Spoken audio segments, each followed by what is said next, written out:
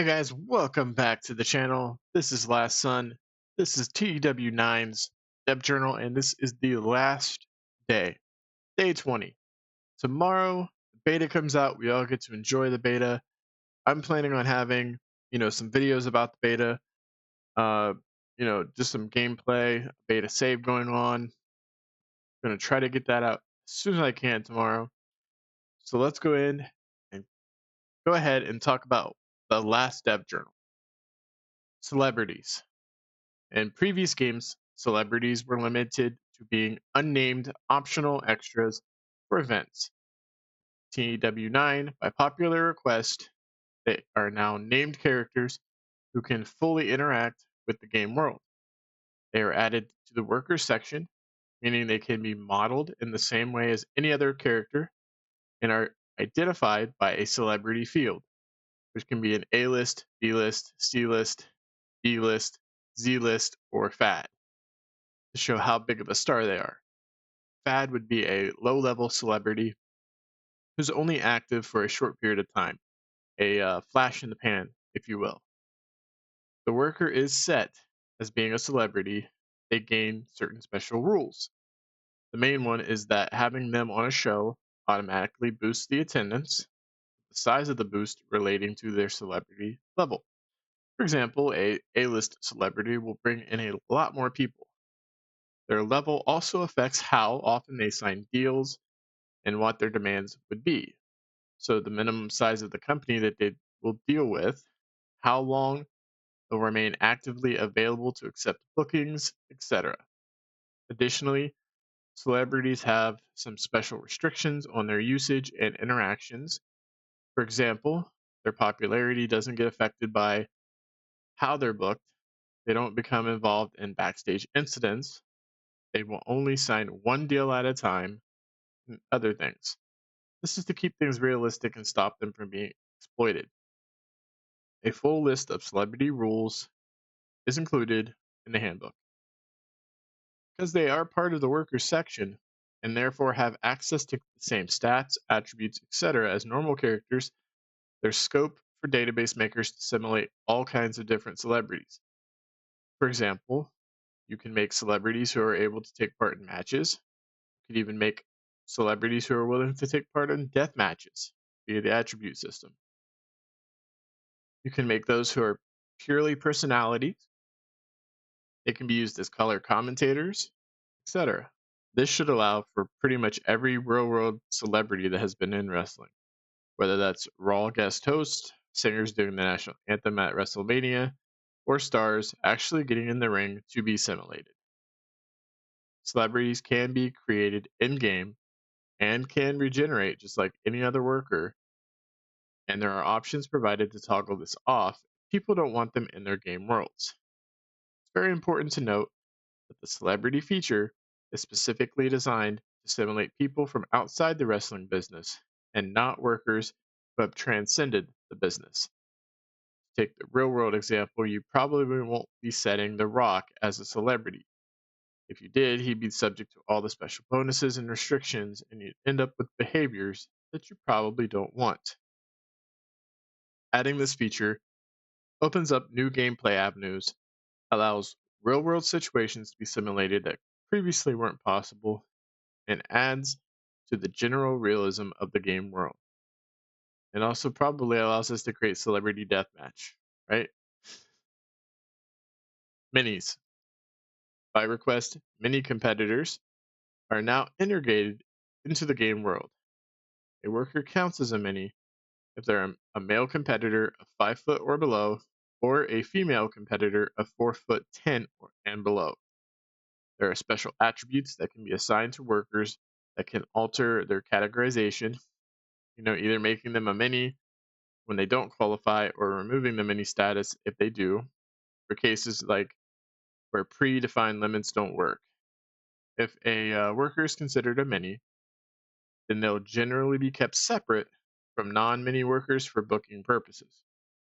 Each company can optionally have a male and or female minis division, which can be assigned a size category to tell the game how many workers should be part of it, very similar to how the women's divisions used to work.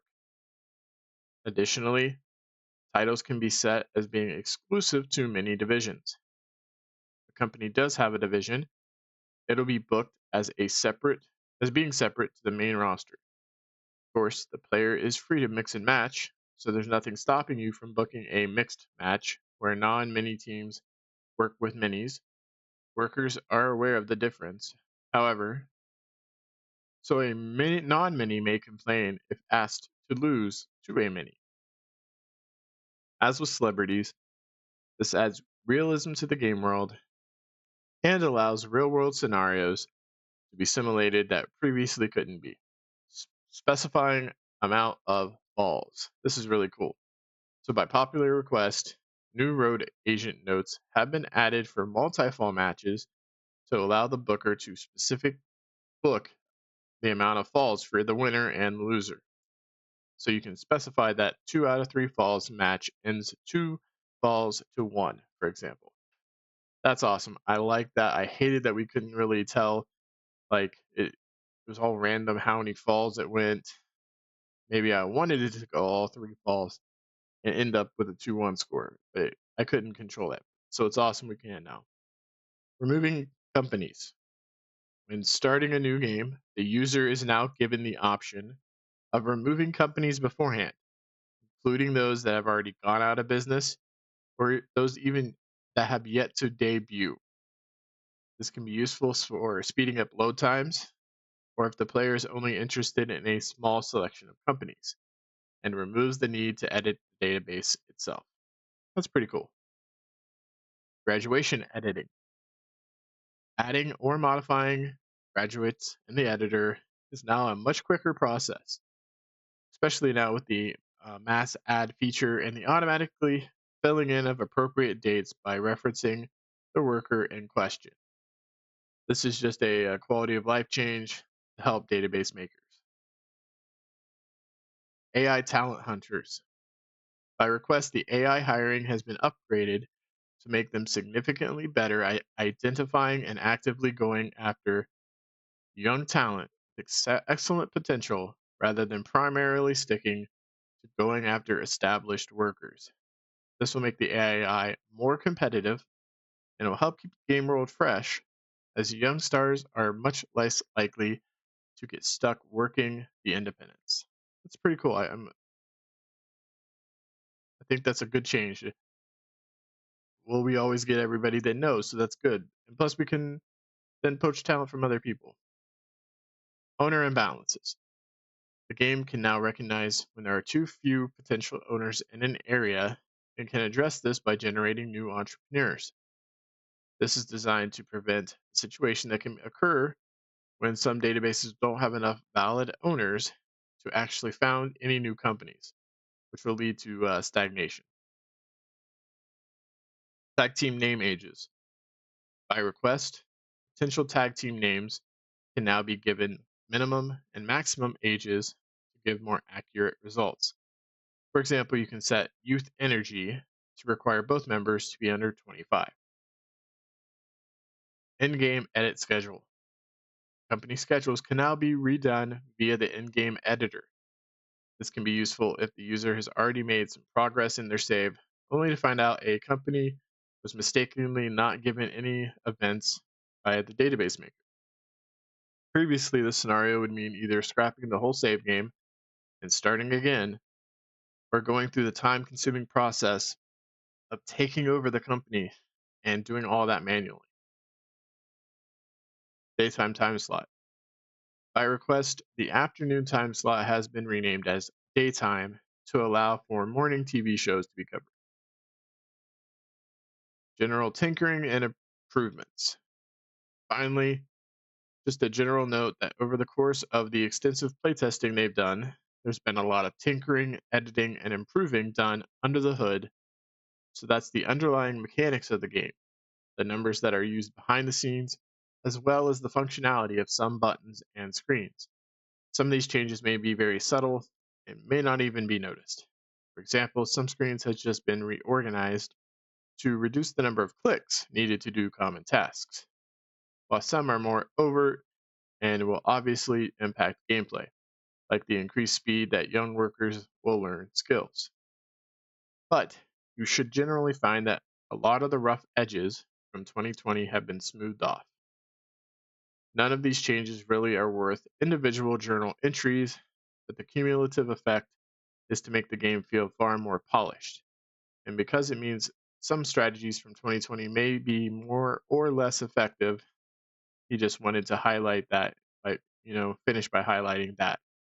Some things you did in 2020, they may be more effective now because of the changes, they may be less effective now. So that now concludes the developer's journal. Hopefully, most people found something they're excited about and are looking forward to tomorrow's release. We'll finish now go by going through some final clarifications and announcements. So public beta release, how it works. Public beta will be released tomorrow, the 27th of July. They're not announcing a specific time for the release.